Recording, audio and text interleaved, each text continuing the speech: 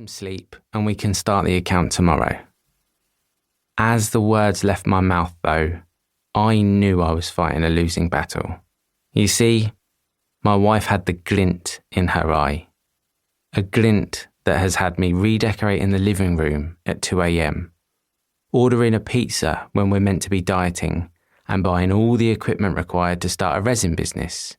The glint means, not a chance am I going to sleep. This needs to happen now. I've learned to fight certain aspects of my wife's ADHD. For instance, I refuse to have a floor wardrobe, an untidy heap of discarded clothing in our bedroom. I encourage her to shower more than once a week, and I'm in charge of all of our credit cards due to bankruptcy-worthy levels of debt she managed to run up in years gone by. But the glint? Not a chance.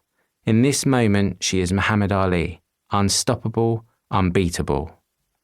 I sat up in bed, resigned to my defeat.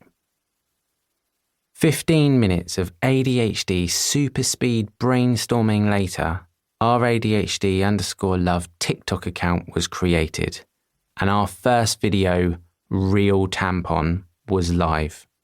Exhausted, we both snuggled down to sleep, with no idea that we had just done something that would alter the course of the rest of our lives.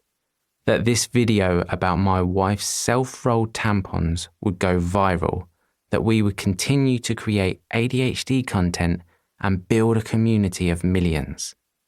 And that ultimately, this would be the decision that would lead to you listening to this book right now.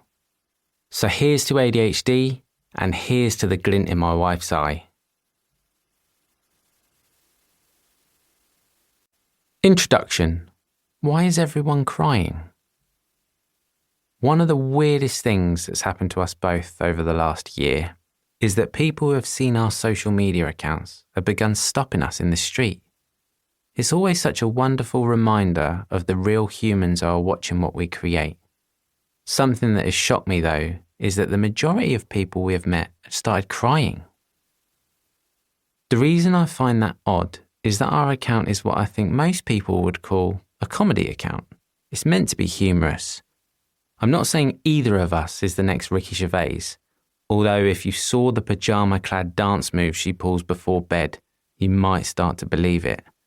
But on the whole, we create light-hearted moments from our life and share them on the internet. So why were people crying? After this had happened a few times, I turned to my wife as we were walking away from a young woman who had stopped us in Canterbury. Baffled, I whispered, "Babe, why was she crying? Did I say something wrong?" One thing I've learned is that neurodivergent people are incredibly sensitive. I don't mean that in the way society does, as some kind of negative, some kind of too muchness. I mean it in the best way. The neurodivergent people I know are really connected to themselves and those around them.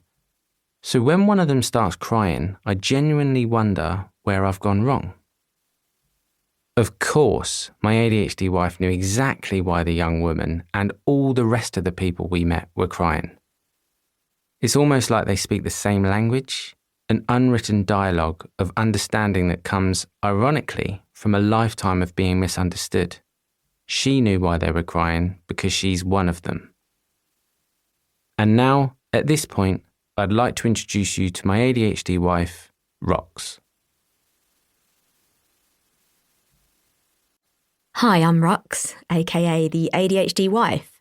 I'm so happy that I get to talk to you. First, let me remind you to go take the washing out of the dryer.